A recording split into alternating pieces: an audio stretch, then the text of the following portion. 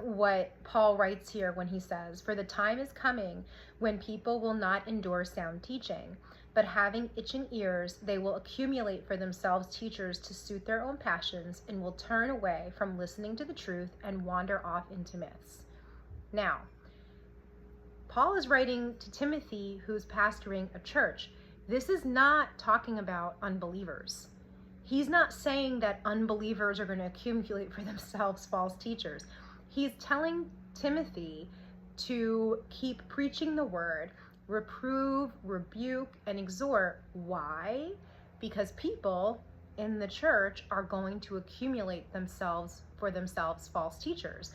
It says that they're going to have itching ears, right? So I take that to mean they're going to hear what they want to hear, and they're going to accumulate them for themselves false teachers who will tickle their ears so that they can hear what they want to hear. They don't want to be reproved or rebuked. Okay, so this little video is really, it's meant to be an encouragement, just to pose that question, put it out there, because I think it's worth examining for ourselves.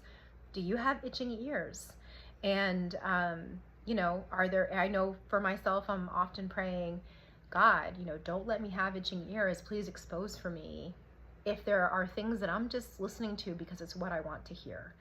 And I would encourage you to consider what you're listening to, who you're listening to, what are they saying? Could there be things in your life that you are allowing yourself to listen to certain teaching or believe certain doctrines or things that people are teaching to you about the Bible that really aren't quite in line with what Scripture says, but it does something for you? Maybe it makes you feel better about a certain sin decision that you've made, and this particular teaching makes you feel like it's not a bad thing, it's a good thing. Just ask, do you have itching ears? And this is to the believer, to somebody who is in the church.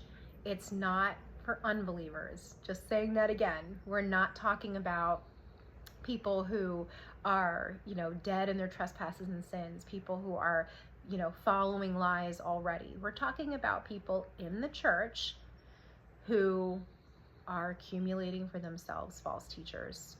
Do you have one in your life? Do you listen to one on social media? Do you entertain it? So just something to think about, something to pray about.